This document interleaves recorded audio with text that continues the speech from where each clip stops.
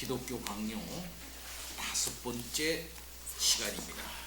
페이지, 제가 가지고 있는 책 페이지 81페이지입니다. 두 번째, 기록된 하나님의 말씀.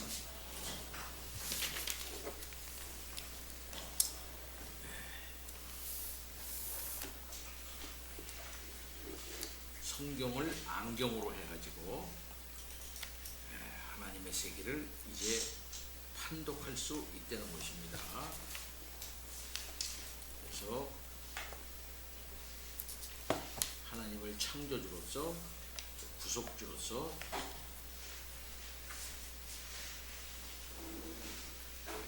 반드시 성경으로 그것을 하나님의 계시를, 하나님의 모든 세계를 읽어낼 수 있어야 한다. 그렇지 않으면 미로에 빠진다. 이렇게 말씀했습니다. 이 두 번째, 기록된 하나님의 말씀 읽습니다. 하나님께서 말씀과 환상을 통해서 족장들에게 자신을 알리셨든 아니면 사람들의 일과 사역을 통해서 알리셨든 간에 그는 족장들이 그 후손들에게 전수하여야 할 것을 그들의 마음에 새겨주셨다. 여하튼 분명한 사실은 하나님께서 그들에게 가르치신 내용에 대한 확신이 그들의 마음에 든든하게 새겨져 있었고, 그리하여 그들은 자기들이 배운 것들이 하나님께로부터 온 것, 중요하죠? 하나님께로부터 온 것임을 확실히 깨닫고 있었다는 것이다. 하나님 그의 말씀을 통해서 그들의 믿음을 명확하게 하셨고, 따라서 그들이 인간의 모든 견해들을 무한히 능가하는 확고한 믿음을 갖게 되었기 때문이다. 하나님의 말씀을 통해서요. 그리고 마침내 그 가르침이 계속 이어지고 진리가 온 시대를 넘어 세상에 영원토록 그대로 남아있도록 하시고자 하나님께서는 족장들에게 주셨던 동일한 말씀을 공적인 기록으로 남기시기를 기뻐하셨다. 말씀하신 것을 기록화해서 계속토록 영원토록 남아있도록 하시기를 기뻐하셨다 이거죠. 이를 위하여 율법이 공포되었고 후에 선지자들이 율법의 해석자들로서 추가되었다. 적절한 곳에 가서 상세히 보게 되겠지만 율법의 용도는 여러 가지 다양하다. 그러나 모세를 비롯하여 모든 선지자들에게 율법이 주어진 것은 특별히 하나님과 사람 사이의 화목의 길을 가르치기 위함이며, 그리하여 바울도 그리스도께서 율법의 마침이라고 말하는 것이다. 여기서 다시 한번 반복하여 말하거니와 그리스도를 중보자로 제시하는 구체적인 믿음과 회개의 교리 이외에도 성경은 참되고 유일하신 하나님, 곧 우주를 창조하시고 다스리시는 하나님을 온갖 다른 거짓 신들과 혼동할 수 없도록 그분에 대한 분명한 증표들과 표지들로 가득 차 있는 것이다. 그러므로 자연이라는 이 지극히 영광스러운 극장의 관객으로 앉아서 하나님의 역사하심을 두 눈으로 진지하게 바라보는 것도 좋지만 하나님의 말씀에 귀를 기울이는 것이 더 큰 유익을 얻게 해주는 것이다. 그러므로 어둠 속에서 출생하는 사람들이 그들의 무감각 속에서 더욱더 완악해지는 것이 이상한 일이 아니다. 스스로 자기들에게 주어진 정당한 한계를 지켜서 말씀을 귀담아 듣는 사람은 별로 없고, 대부분의 사람들이 그들의 허망함 속에서 날뛰기 때문이다. 하나님이 내려주신 이 세계가 있단 말이죠. 그죠? 이런 세계. 이 자체가 계시예요. 근데 그 자체가 계시긴 하지만 그것이 명확하게 이것이다 저것이다 알 수는 없어요. 왜냐하면 사람이 다 죄로 빠져가지고 그것을 잘 판독을 못해, 그 계시를. 그러나 하나님이 말씀해 주셔요. 그 말씀을 통해서 그게 뭐다 하는 것을 알거든요. 그래서 말씀이라고 하는 이런 안경을 쓰고 그걸 판독할 수 있다 이 말이죠. 그러니까 그 세계를 보는 것도 중요하지만 그 말씀 자체를 또 알아야 한다는 거죠. 그죠? 자, 참된 신앙이 우리에게 빛이 발하도록 하기 위해서는 반드시 하늘의 가르침에서 시작해야 한다는 것과 성경의 제자가 되지 않고서는, 성경의 제자, 성경을 읽지 않고서는, 성경을 알지 않고서는 어느 누구도 올바르고 건전한 교리를 조금도 맛볼 수 없다는 것을 유념해야 할 것이다. 이게 성경을 떠나서는 건전한 교리를 알 수 없는 겁니다. 근데 어떤 사람은 성경을 통하지 않고서 어떻게 하든지 건전한 교리, 내가 깨달을 수 있는 교리가 있다 이렇게 생각한다 이 말이죠. 성경을 믿지 않는 거예요, 그죠? 성경을 의지하지 않는 거예요. 성경을 통하지 않는 거예요. 그렇지 않으면 안 된다는 거예요. 성경을 꼭 통해야 돼요. 그러므로 하나님께서 성경에서 친히 자기를 증거해 놓으신 것을 경건한 자세로 받아들일 때, 하나님께서 친히 자기를 성경을 통해서 증거해 놓았단 말이죠. 내 뜻은 이것이다, 나는 이렇다 하고 증거해 놓았어요. 그걸 경건한 자세로 받아들일 때에 비로소 깨달음이 시작되는 것이다. 성경을 통해서 깨달아야 한다는 거죠. 완전하며 모든 면에서 충족한 믿음은 물론 하나님에 대한 모든 올바른 지식도 순종에서 나오기 때문이다. 이런 점에서 볼 때 하나님께서 그의 특별하신 섭리를 통해서 시대를 초월하여 모든 인간들을 돌아보신 것이 분명한 것이다. 자, 3번 성경이 없이는 오류에 빠질 수밖에 없음. 이양미 지사님. 인간의 마음이 하나님을 잊어버리는 대로 빠지기가 얼마나 쉬우며 온갖 종류의 오류에 끌리는 경향이 얼마나 심하며 새로운 인위적인 종교들을 끊임없이 만들어내고픈 욕망이 얼마나 큰가를 생각해보면 하늘의 교리가 잊혀지거나 도리를 통해서 사라지거나 혹은 사람의 오만함 때문에 왜곡되고 부패하게 되지 않도록 그것들을 기록하여 증거로 남겨두는 일이 얼마나 절실했는지를 잘 알 수 있을 것이다. 이리하여 하나님께서 우주의 지극히 아름다운 조화 속에 새겨진 자신의 형상이 효과를 충분히 내지 못할 것을 미리 아시고서 자신이 유익한 교훈을 주시기를 기뻐하신 모든 사람들을 위하여 말씀으로 도움을 주셨다는 것이 분명히 드러나는 것이다. 그러므로 하나님을 순전하게 바라보기를 진심으로 바란다면 이 똑바른 길을 따라 전진해야 할 것이다. 곧 하나님의 말씀에게로 나아와야 한다는 말이다. 하나님께서 그가 행하시는 역사들을 통해서 자기 자신을 진정으로 생생하게 묘사하시는데 그 역사들을 가늠하는 기준은 우리의 부패한 판단이 아니라 영원한 진리의 규범인 것이다. 바로 앞에서 말한 대로 만일 그 말씀에서 벗어나게 되면 우리가 아무리 열심히 달려간다 할지라도 우리가 이미 정도에서 벗어나 있기 때문에 결코 목표에 이를 수가 없는 것이다. 말씀이라는 실의 인도를 받지 않으면 하나님의 찬란한 모습이 사도는 이를 가까이 가지 못할 것이라고 칭하기까지 한다. 우리에게 마치 도저히 설명이 불가능한 미로와도 같아지기 때문에 그 말씀의 길을 따라 쩔뚝거리며 걷는 것이 차라리 그 길 바깥에서 온 힘을 다해 달리는 것보다 나은 것이다. 그러므로 다윗은 순전한 신앙이 번성하게 하기 위해서 미신이 세상에서 제거되어야 한다고 거듭 선언한 다음 하나님을 통치하시는 분으로 소개한다. 여기서 통치라는 단어는 하나님께서 소유하고 계시는 권능이나 혹은 그가 온 자연 세계를 다스리시는 데 사용하시는 권능을 뜻하는 것이 아니다. 그것은 하나님의 정당한 주권을 유지하는 근간이 되는 교리를 의미하는 것이다. 하나님을 아는 참된 지식이 마음에 심겨지기 전에는 절대로 오류가 그 마음에서 제거될 수가 없기 때문이다. 예, 하나님의 말씀으로 참된 지식이 그 마음 가운데 들어오기 전에는 다른 건 다 오류다 이렇게 생각하면 돼요. 네, 하나님의 말씀으로 확립이 된 지식, 그것이야말로 참된 지식이다 이 말이죠.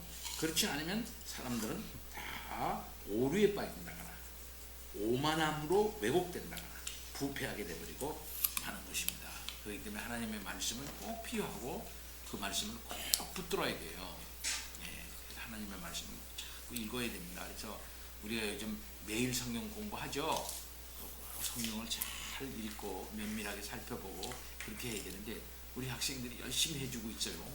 근데 참자가 들어오는 사람이 별로 많이 안 나오는데 목사님도 보면 두세 개 늘 틀려.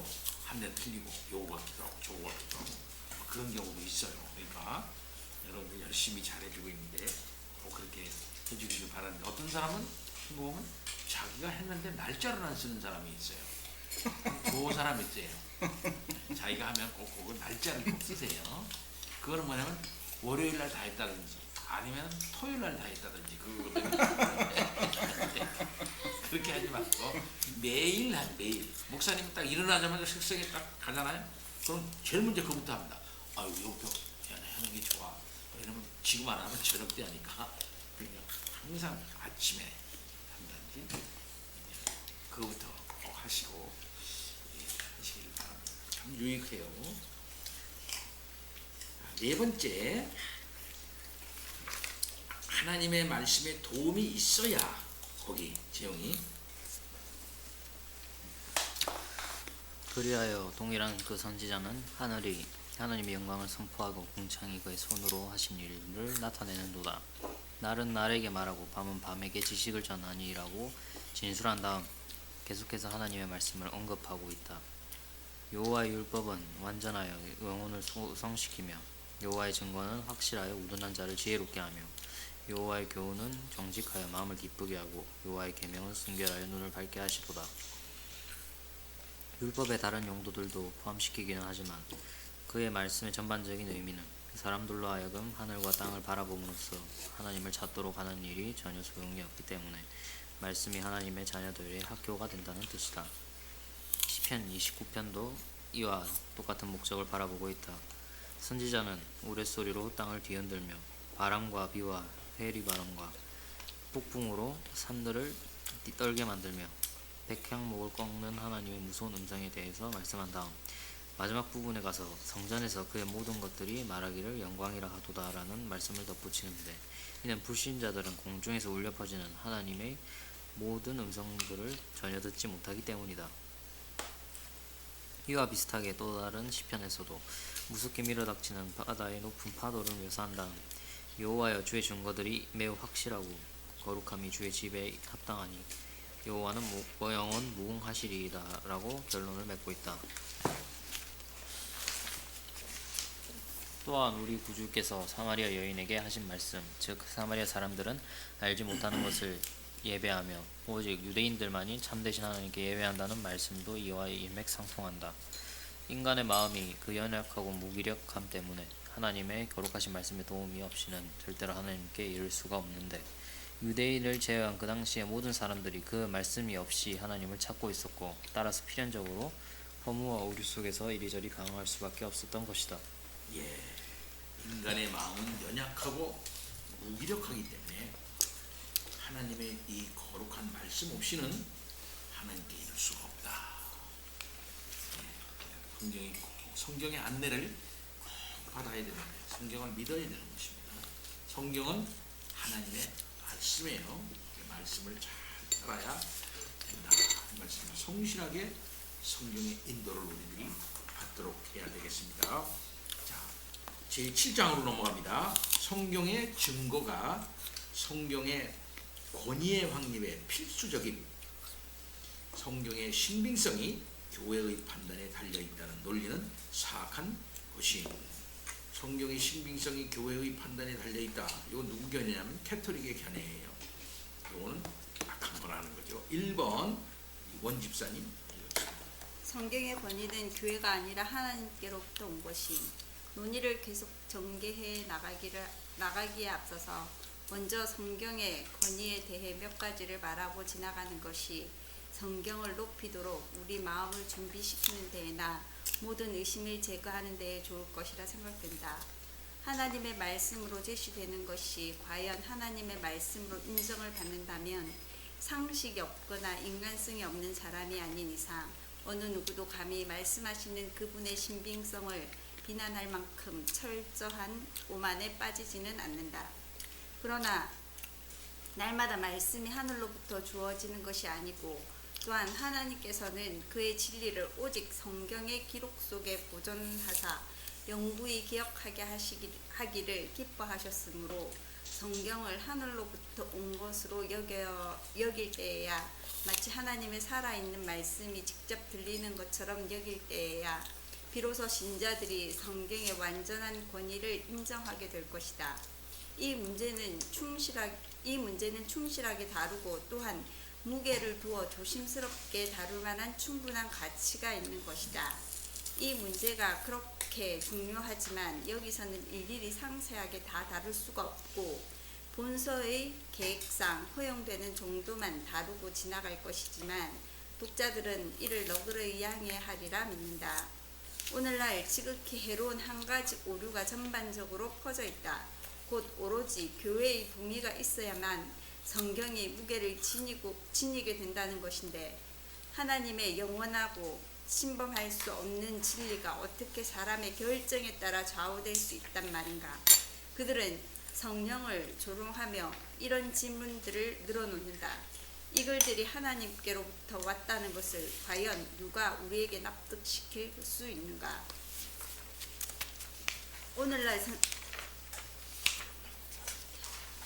성경이 오늘날까지 전혀 손상되지 않고 완전하게 전수되어 왔다는 것을 과연 누가 보장하겠는가. 교회가 모든 문제를 명확하게 규정하지 않았다면 과연 어느 책은 받아들여 높이 기리고 또 어느 책은 제외시켜야 할지를 누가 알려줄 수 있겠는가.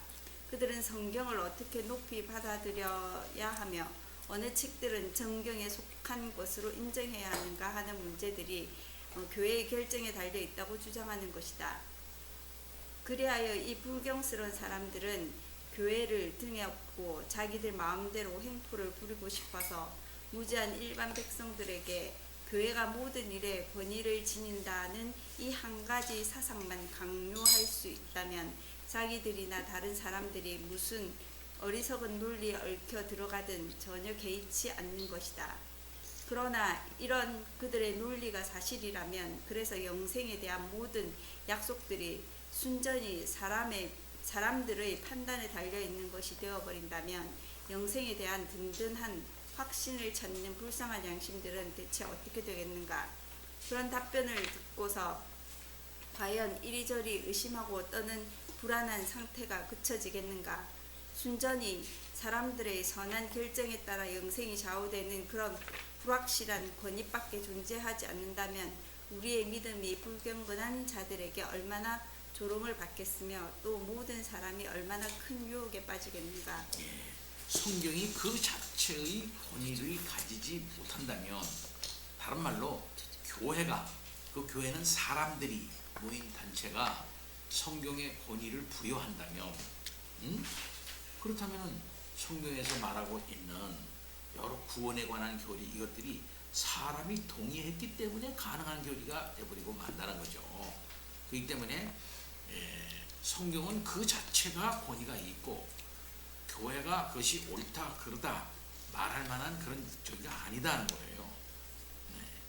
교회는 성경의 권위를 부여하는 그런 단체가 아니라 성경에 의해서 구조된 단체다 이 말씀입니다. 캐토릭은 지금 1번견에 우리가 지금까지 얘기한 교회의 결정에 성경의 권위가 달려있다 이렇게 생각하는 견해를 갖고 있어요. 이건 잘못된 것이다 이거예요. 캐토릭 교회를 비판하는 겁니다. 두 번째, 오히려 교회가 성경에 근거함. 우리 제2. 그러나 이런 허황한 논리들은 사도의 말씀 한마디로 깨끗하게 반박할 수 있다. 그는 교회가 사도들과 선지자들의 터울 위에 세우심을 입었음을 증언하고 있는 것이다. 선지자들과 사도들의 가르침이 교회의 터라면 교회가 존재하기 이전에 이미 그 가르침이 권위를 지니고 있었던 것이 된다. 그들은 교회가 거기서 시작되고는 있으나 어떤 그들을 선지자들과 사도들의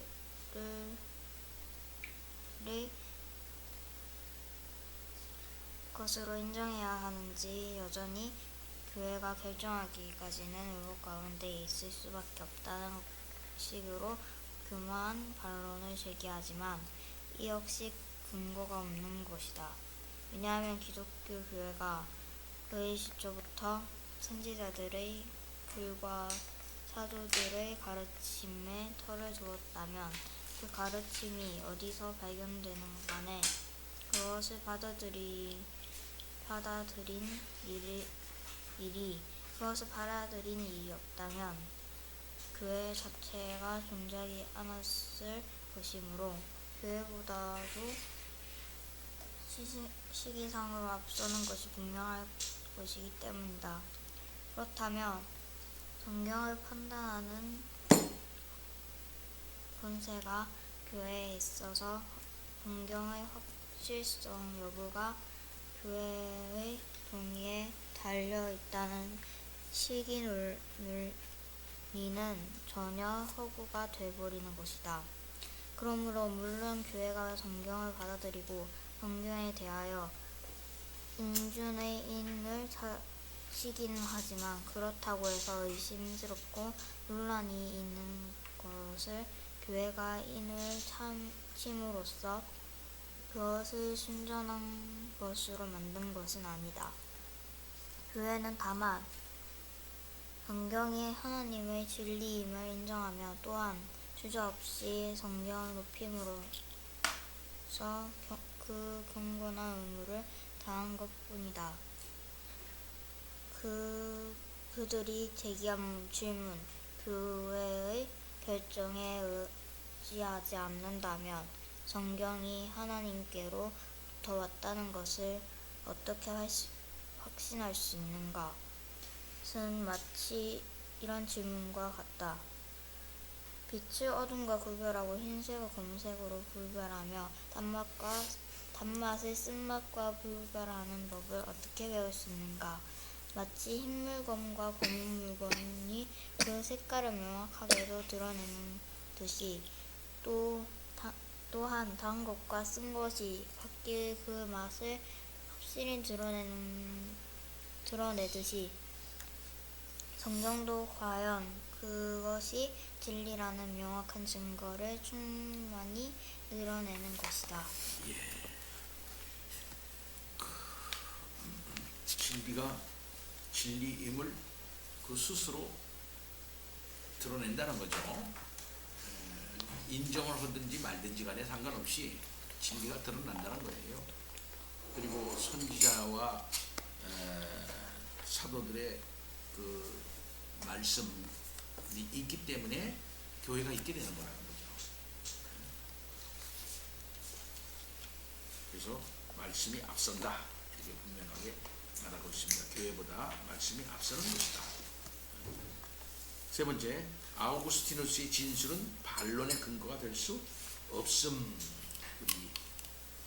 교회의 권위에 감동을 받지 않았다면 자기는 복음을 믿지 않을 것이라는 아우구스티누스의 진술이 흔히 근거로 인용되고 있는 것으로 안다. 그러나 사람들이 이 구절을 얼마나 그릇되게 해석하는 것이 문맥에서 금방 드러난다. 아우구스티누스는 거기서 많이 교도들을 상대로 논지를 전개하고 있는데 그들은 자기들의 주장이 아무런 반대 없이 받아들여지기를 바랐으나 자기들이 과연 진리를 소유하고 있다는 것을 증명하지는 못했다. 사실 그들이 마니에 대한 신앙을 전하기 위해서 복음을 이용하고 있었기 때문에 아우구스티누스는 복음조차도 믿지 않는 사람에게 빛을 비추어 주고자 할 때에는 어떻게 하겠는가? 어떤 논리를 사용하여 그 사람을 납득시키겠는가라고 묻는다. 그리고 이어서 사실 나라는 복음을 믿지 않겠다고 덧붙인다. 곧 자신이 믿음이 없는 사람이라면 교회의 권위로 억지로 떠밀리지는 않는 한 복음을 하나님의 분명한 진리로 받아들이게 되지 않을 것이라는 의미이다. 그리스도를 아직 모르는 사람이 하나님의 사람들의 뜻을 존중한다고 해서 그것이 그리 이상하다 하겠는가? 그러므로 여기에 아우구스티누스의 진술은 경건한 사람의 믿음이 교회의 권위에 근거를 두고 있다는 뜻이 아니다. 복음의 확실성이 교회의 권위에 달려 있다는 견해를 파력한 것이 아니라는 말이다.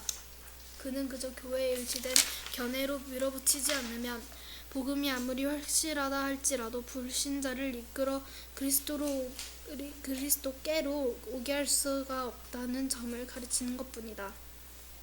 그리고 조금 뒤에 가서 이 점을 다음과 같은 진술로 분명히 확증해준다. 가령 내가 나 자신을 믿는 바를 높이 찬양하면서 여러분이 믿는 바를 비웃는다고 하자. 그러면 이때 과연 우리들 중 누가 옳은지를 어떻게 판단하겠는가? 확실한 지식을 갖도록 인도하고 나서 그 다음에 불확실한 것을 믿으라고 명령하는 사람들을 떠나야 하지 않겠는가? 처음에는 아직 능력이 없어서 깨달을 수 없는 그런 것을 믿도록 독려하지만 나중에는 그 믿음이 강건해져서 그 믿는 바를 분명하게 깨닫도록 만들어주는 그런 자들을 따르는 것 이외에 달리 또 무슨 방법이 있겠는가? 사람을 따르지 말고 우리를 내적으로 강건케 하시며 우리 마음을 조명하시는 하나님을 따라야 하지 않겠는가? 이것들은 분명 아우구스티누스의 말이다.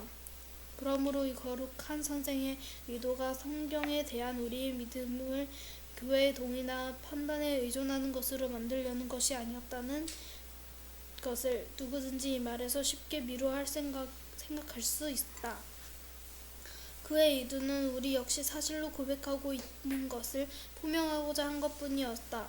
곧 아직 하나님의 성령이 종명하심을 받지 않는 자들이라도 교회에 대한 존경심으로 말미암아 가르침을 받을 자세가 갖게 되며 그리하여 복음으로부터 그리스도를 믿는 믿음을 배우게 될 수도 있다는 것이다. 결국 교회의 권위를 통해서 우리가 인도함을 받아 복음을 믿는 믿음을 갖도록 준비를 갖추게 된다는 것이다.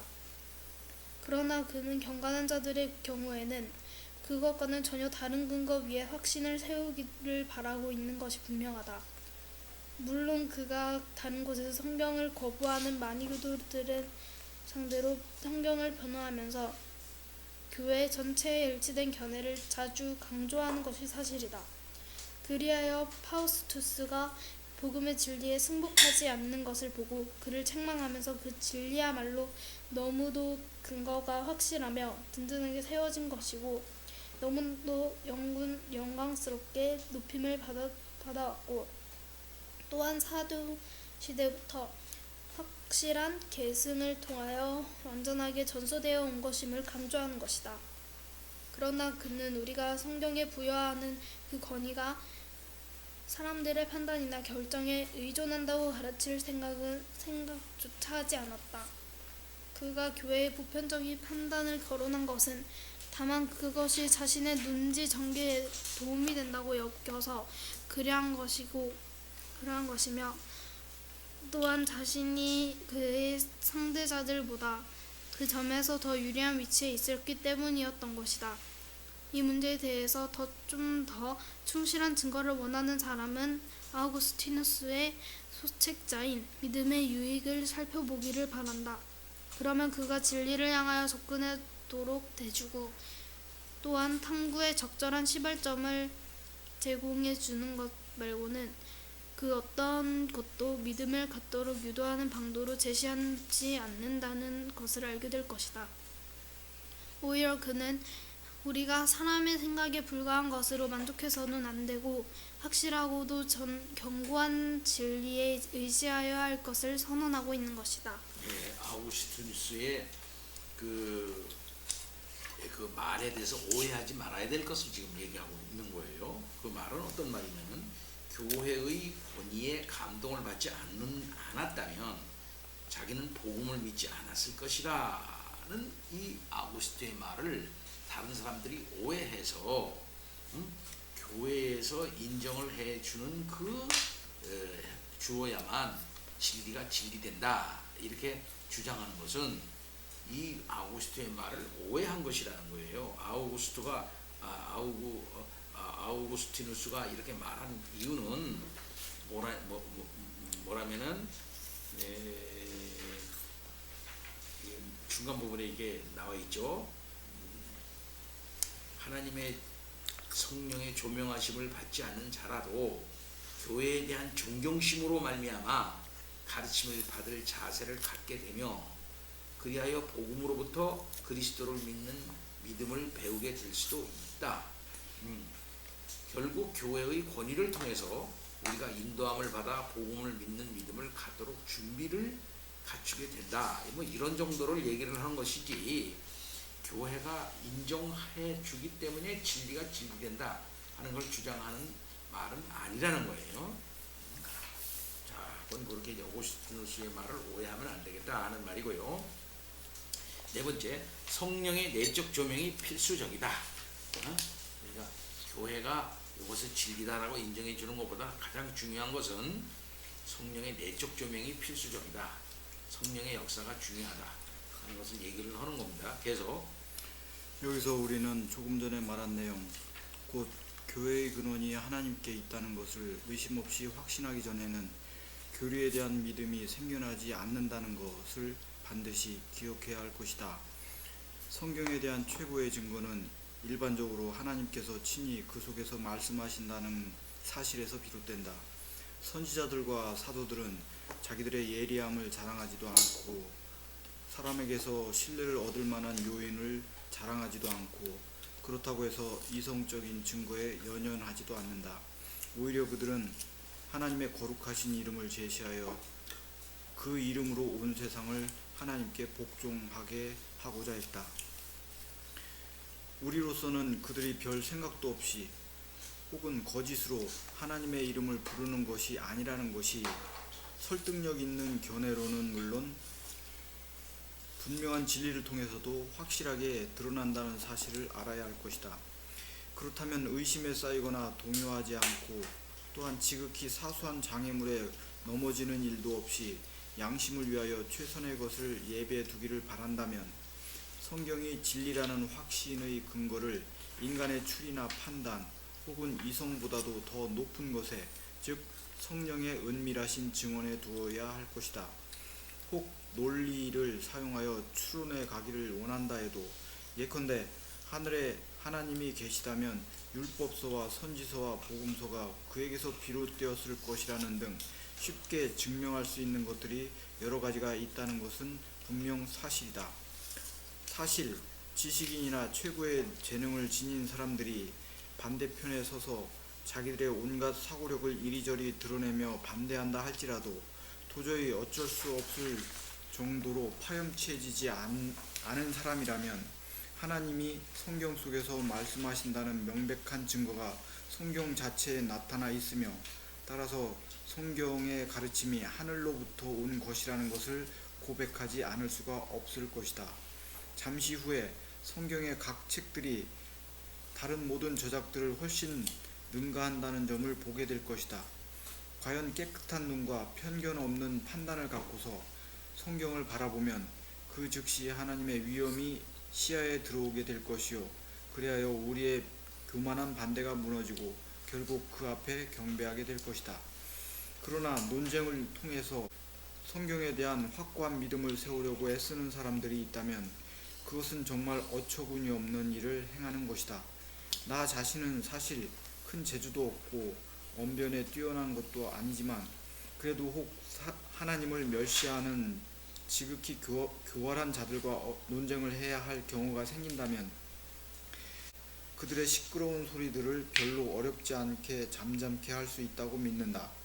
그리고 그들의 간교한 이론들을 반박하는 것이 과연 쓸모있는 수고라면 나는 기꺼이 나아가 여기저기서 교묘하게 나오는 그들의 교만한 이론들을 완전히 잠재워 버릴 것이다. 그러나 사람의 악한 말들을 잠재우고 하나님의 거룩한 말씀의 권위를 높인다고 해서 하나님께서 즉시 사람들의 마음에 경건히 요구하는 그런 확신을 심어주시는 것은 아닌 것이다. 물론 믿지 않는 자들로서는 신앙이란 오로지 논리에 근거하여 세워지는 것처럼 보이기 때문에 그 사람들이 무엇이든 어리석게 혹은 경솔하게 믿지 않으려고 모세와 선지자들이 하나님의 영감을 받아 말씀했다는 합리적인 증거를 요구하는 것은 사실이다. 그러나 이에 대한 나의 대답은 모든 이론을 다 합친 것보다도 성령의 증언이 훨씬 더 중요하다는 것이다. 오직 하나님만이 그의 말씀에 대해서 적절히 증언하실 수 있으므로 그 그 말씀이 사람들의 마음에 받아들여지기 위해서는 반드시 먼저 성령의 내적인 증거에 의하여 확증되어야만 하기 때문이다. 선지자의 입을 통하여 말씀하신 바로 그 성령께서 우리 마음을 꿰뚫고 들어오셔서 그 선지자들이 하나님께 명령받은 대로 신실하게 선포하였음을 납득하게 하셔야만 된다는 것이다. 이와 관련하여 이사야 선지자는 아주 적절하게 말씀해주고 있다. 내 위에 있는 나의 영과 내 입에 둔 나의 말이 이제부터 영원하도록 내 입에서와 내 후손의 입에서와 내 후손의 후손의 입에서 떠나지 아니하리라. 불경스러운 자들이 하나님의 말씀을 대적하여 투덜거리는데도 형벌이 임하지 않는 것을 보면서 그들을 잠재울 명확한 증거가 즉시 나타나지 않는다는 것 때문에 선한 사람들이 괴로워하는 경우가 더러 있다. 그러나 이는 성령께서 경건한 자들의 믿음을 확증하시는 보증이시며 인이시고, 따라서 성령께서 마음의 빛을 조명하여 주시기까지는 그들이 언제나 의심의 바닷속에서 이리저리 떠다닐 수밖에 없다는 사실을 망각하는 데서 나오는 자세인 것이다. 성경이 어떻게 권위를 확보할 수 있느냐? 사람들이 인정해서 그렇게 되는 것이냐? 아니라는 거죠. 성경은 성령의 내적인 역사로 말미암아 이 성경이 하나님의 말씀이다라고 하는 그 진실성과 권위가 확보된다는 거예요. 따라서 사람의 책이 아니기 때문에 하나님의 말씀이기 때문에 성령이 역사하셔서 내적인 확신을 갖게 함으로 말미암아 이 성경이 하나님의 말씀이다, 절대적 권위를 갖고 있는 거구나 라고 하는 사실을 알게 된다는 것입니다. 성령의 역사 없이는 곧 인간의 추리나 논리를 가지고는 그것을 갖다가 인정할 수가 없는 거예요.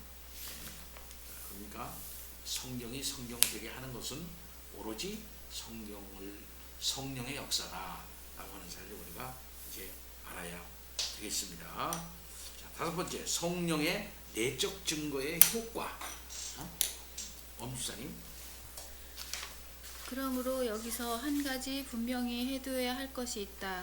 곧 성령께서 내적으로 가르침을 주신 사람들은 진정으로 성경을 신뢰한다는 것과 또한 성경이 과연 스스로를 확증함으로 성경을 감히 증거와 이론에 예속시켜서는 안 되며, 우리가 가져야 마땅한 완전한 확신은 성령의 증언을 통해서 얻어진다는 것이 그것이다.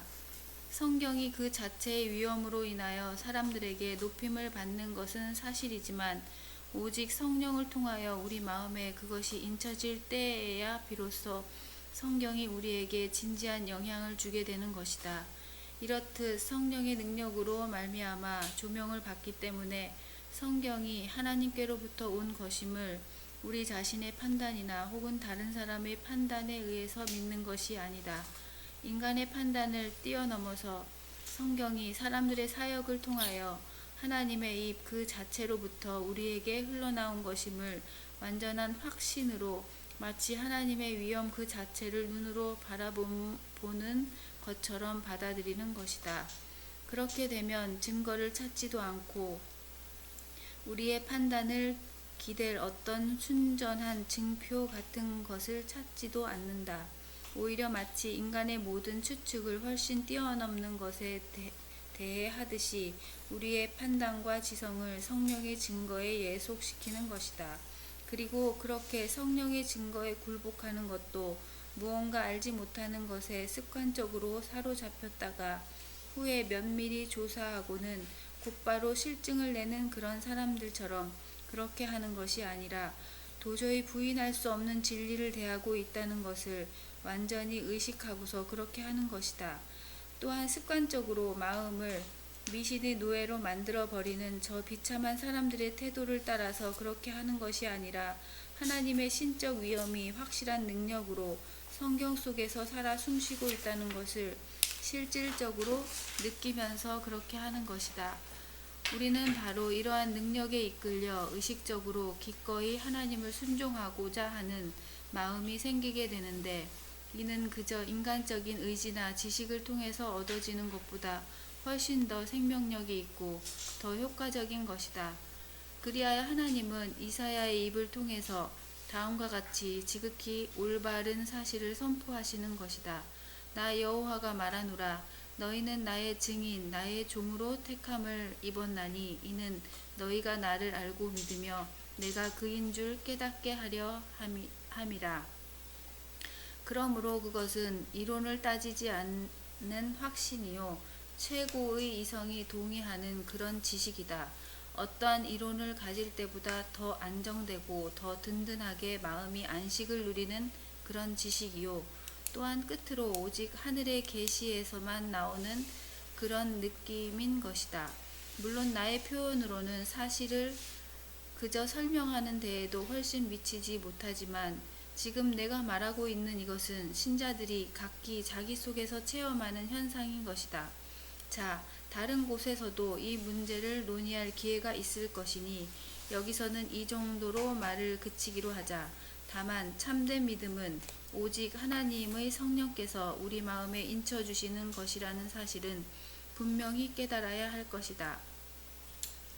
겸손히 가르침을 받을 자세를 갖춘 독자라면 한 가지 이유로만으로도 곧 이사야 선지자가 회복된 교회에 속한 모든 자녀들에게 여호와의 교훈을 받을 것이라고 약속하였다는 것만으로도 그것이 그렇다는 것을 납득할 것이다. 하나님께서는 오직 인류 전체에서 구별하여 세우신 그의 택하신 백성에게만 이러한 특별한 특권을 베푸시는 것이다. 하나님의 음성을 듣고자 하는 즉각적인 열심이 바로 참된 교리의 시작이 아니고 무엇이겠는가. 그러나 하나님은 모세의 입을 통하여 그의 말씀을 들으라고 요구하시는 것이다. 누가 우리를 위하여 하늘에 올라갈까? 바닷속으로 내려갈까? 마음에 말하지 말라. 보라, 그 말씀이 내 입에 있느니라. 만일 하나님께서 이러한 깨달음의 보화를 자기 자녀들을 위해서만 보존하시기를 기뻐하셨다면 무수한 사람들이 그렇게도 무지하고 어리석다는 것이 결코 놀랍거나 불합리한 일이 아닐 것이다. 그 무수한 사람들 속에는 뛰어난 재능이 있는 사람들까지도 포함된다. 교회라는 몸에 접붙임을 받기 전에는 아무리 뛰어난 사람이라도 무지 속에 있을 수밖에 없는 것이다. 뿐만 아니라 이사야는 선지자의 가르침이 이방인에게는 물론 여호와의 권속으로 인정받기를 원했던 유대인들에게까지도 믿지 못할 것이 될 것임을 경고하면서 여호와의 팔이 누구에게 나타났느냐? 라고 질문함으로써 그 이유를 덧붙이고 있다. 그러므로 신자들의 숫자가 적다는 것 때문에 마음에 혼란이 생길 때마다 우리는 하나님께서 허락하신 자 외에는 아무도 하나님의 비밀을 깨달을 수 없다는 사실을 명심해야 할 것이다. 확실한 지식이 어떻게 가능한가? 성령의 역사로 말미암아 가능하다. 그래서 성령의 능력으로 하나님께서는 우리 속에 이것이 하나님의 말씀이다라고 하는 확신을 주시는 거예요. 확신. 예. 이건 부인할 수 없는 진리로 확신을 이제 갖게 되는 것은 이것은 성령의 역사가 아닐 수 없는 것입니다. 따라서 성경은 하나님의 거룩한 말씀이며 이 말씀은 우리를 살리는 하나님의 생명력 있는 말씀이다라고 하는 사실을 믿게 된다는 것은 성령의 역사라는 것입니다. 이 성령의 역사로 말미암아 갖게 된 이 지식이야말로 어떤 지식보다도 확실한 지식이다. 확실한 지식이다. 라고 하는 사실을 이제 알아야 되겠어요. 그래서 중간에 참된 믿음은 오직 하나님의 성령께서 우리 마음에 인쳐주시는 것이라는 사실을 분명히 깨달아야 된다. 이것은 택한 백성에게만 있는 특권이다. 아무나 있는 거 아니에요. 택한 백성에게만 성경이 하나님의 말씀이다 라고 하는 그런 믿음을 갖게 하는 그런 것입니다. 그래서 성경을 읽음으로 말미암아 하나님 알고 성경을 읽음으로 말미암아 이제 구원받게 하는 그런 거예요. 그걸 우리가 알아야겠어요. 자, 지금 4시 5분인데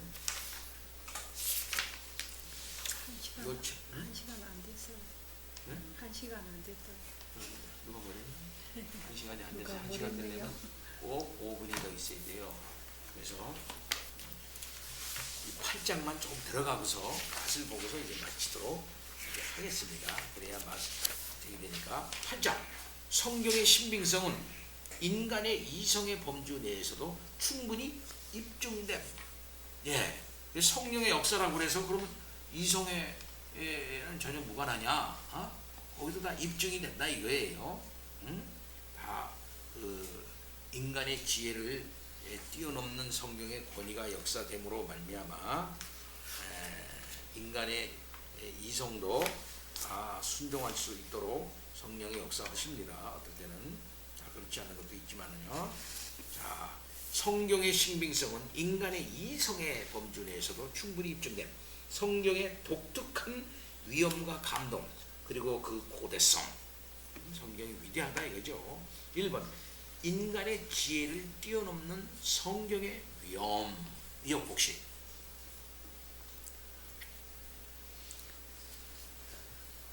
이처럼 인간의 모든 판단보다 더 높고 더 강력한 확실성이 없다며 아무리 논증을 통해서 성경의 권위를 수호하며 교회의 동의로 그 권위를 세우고 혹은 다른 도움을 받아 그것을 확정하려 해도 소용이 없을 것이다. 이렇게 근본이 되는 터가 세워져 있지 않으면 성경의 권위가 언제나 의혹으로 남아 있을 것이기 때문이다. 그러나 이와 반대로 일단 우리가 성경의 위엄에 합당한 대로 그 권위를 열렬히 받아들이고 또한 그것이 그저 일상적인 것들을 초월한다는 것을 깨닫고 나면 그 전에는 성경의 확실성을 우리 마음에 심어줄 만큼 그렇게 강력하지 못하던 여러 가지 논증들이 이제는 아주 쓸모있는 도움을 주게 될 것이다. 성경의 권위를 받아들인 후에 면밀히 성경을 공부해 나가면서 신적 지혜의 경륜이 성경 속에 그렇게도 잘 정렬되고 배열되어 있는 것이나 그 가르침에 속된 것이 하나도 없고 완전히 하늘의 성격으로 가득한 것이나 각 부분이 모두 다른 부분들과 아름답게 조화를 이루는 것이나 그 밖에 그 책들에 대해 위험을 느끼게 하는 각가지 다른 특성들을 생각해 보면 성경에 대한 우리의 믿음이 과연 참이라는 것이 정말로 놀랍게 확정되는 것이다. 예, 이렇게 성령의 역사로 말미암아 성경의 권위를 받아들이고 난 다음에 성경을 보니까 이야, 성경 속에 하나님의 이 경륜이 정말 잘 배열되어 있고 정말 거기는 거룩한 말씀으로 가득 차 있고 너무나도 이게 조화가 이루어져 있고 참 놀라운 그 위엄을 느끼게 하는 것으로 가득 차 있더라 이거지. 성경이 하나님의 말씀이라고 하는 확실한 성령의 역사로 말미암은 확신을 갖고 난 다음에 보니까 말이에요. 그렇죠? 그래서 그리고 우리가 성경을 그렇게 높이 기리는 것이 그 언어의 아름다움보다는 그 주제의 장엄함 때문이라는 것을 생각해 보면 우리의 마음에 더욱더 든든한 확신이 생기게 된다. 천국의 그 숭고한 비밀들이 대부분 비천하고 초라한 말들로 표현되었다는 사실에는 하나님의 비범한 섭리가 없지 않았다. 만일 성경이 온통 찬란한 미사역으로 지장되었더라면 불경설은 자들은 성경이 힘있는 것은 오로지 미사여구 때문이라는 식으로 비웃었을 것이 아니겠는가.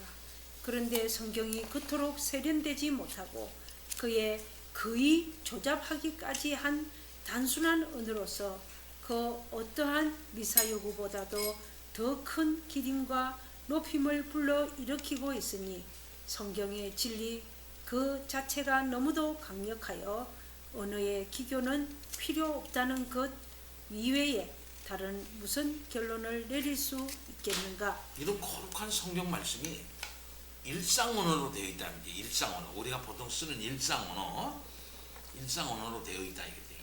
그 일상 언어로 되어져 있는 이 하나님의 말씀 속에 그 엄청난 진리가 다 드러나도록 하나님께서 하셨다는 거예요.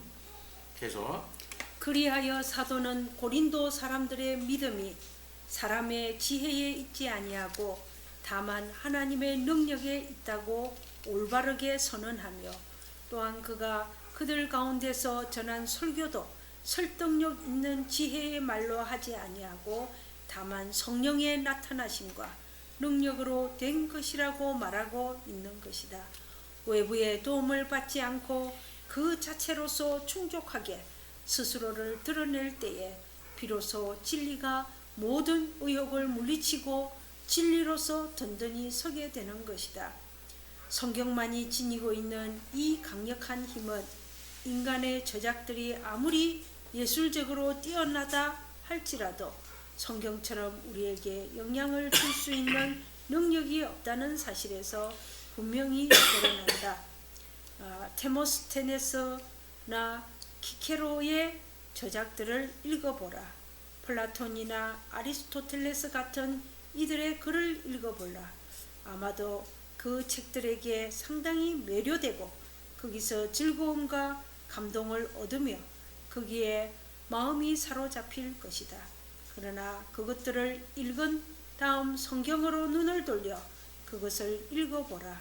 그러면 싫든 좋든 그것에서 큰 감동을 받고 마음의 찔림을 받고 골수에까지 박히게 되어 그 깊은 영향과 비교할 때에 다른 웅변가들이나 철학자들의 글에서 받은 감동은 거의 없는 것이나 마찬가지가 되어버릴 것이다.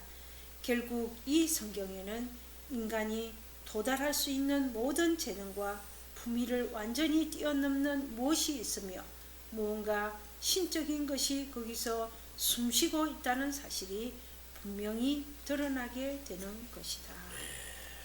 성경의 이 풍요로움과 그 권위와 깊이를 이제 성령의 역사로 말미암아 이 성경이 하나님의 말씀이라는 것을 깨닫고 난 다음에 읽어볼 때 그렇다는 거예요. 이건 어떤 것과도 비교할 수 없다 이렇게 말하고 있습니다. 2번까지만 이제 하겠어요. 선어가 아니라 사상이 중요함.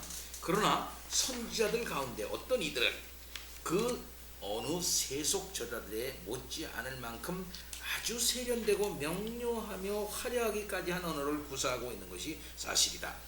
이런 것들을 통해서 성령께서는 물론 다른 곳에서는 소박하고 세련되지 못한 언어를 사용하시지만 성령의 언어들을 보면 막 어떤 거는 세련되어 있고 어떤 건 투박하고 하는 걸 볼 수 있어요. 세련된 언어를 쓴 사람 이사야 같은 경우는 아주 참 세련된 언어를 씁니다. 그런데 예레미야 같은 언어를 보면 아주 투박해요. 아주 투박하고 막 그만큼 시대가 아주 악하기 때문에 막 투박합니다. 예레미야 같은 경우는. 근데 이사야 같은 경우는 너무나 아름다워요. 시 공부를 조금 해봤기 때문에 이 이사야 같은 걸 이렇게 보면은 얼마나 그 아름다운 그 이미지들과 언어들로 이게 나열되어 있는지 참 문학적으로도 굉장한 그런 저희가 있어요. 근데 어떨 경우에는 하나님의 계시가 그저 투박하고 징그릇 같고 세련되지 못하고 하는 그런 것들을 이제 볼 수가 있다 이 말씀이에요. 그러나 결코 자신에게 언변에 결함이 있는 것이 아님을 보여주고자 하신 것이다. 그러므로 유려하고 명쾌한 언어를 사용하는 다윗이나 이사야 같은 이들의 글을 읽든지 다소 거칠지만 소박한 맛을 풍기는 목자 아모스, 예레미야, 스가랴 등의 글들을 읽든지 간에 앞에서 언급한 성령의 위엄이 어디서나 분명하게 나타날 것이다. 또한 사탄이 여러 가지로 하나님을 모방하여 자신을 가장하고서 무지한 일반 사람들의 마음을 교묘히 사로잡아온 현실도 모르는 바가 아니다. 사탄은 교양이 없고 심지어 야만적이기까지 한 언어를 사용하여 교활하게 불경스러운 오류들을 심어놓고 그것들을 비참한 사람들을 속여왔다. 이런 쾌쾌먹은 구식의 표현 방식을 이용하여 그것으로 자신의 차기성을 위장하는 예도 많은 것이다. 그러나 어느 정도라도 지각이 있는 사람이라면 누구나 그런 사기 행위가 얼마나 허망하며 혐오스러운 것인가를 잘 알 수가 있다. 성경에 관한 한 고집센 사람들이 아무리 헐뜯려 애쓴다 해도 거기에는 사람으로는 도저히 품을 수 없었을 그런 사상들이 가득 차 있는 것이 분명한 것이다. 선지자들 하나하나를 살펴보라. 그러면 인간의 한계를 훨씬 능가하지 않는 사람이 하나도 없다는 것을 알게 될 것이다. 그런데도 선지자들의 글들이 무미건조하다고 느끼는 사람이 있다면 그것이야말로 맛에 대한 감각을 완전히 상실한 사람일 것이다. 실상 세례받은 이성, 중생한 이성을 가지고 성실하게 하나님을 의지하면서 성경을 읽을 때 감동받지 않는 사람은 한 사람도 없어요. 성경을 안 읽으니까 그렇지. 여러분 성경을 가까이 하시며 읽고 이렇게 되기를 바랍니다.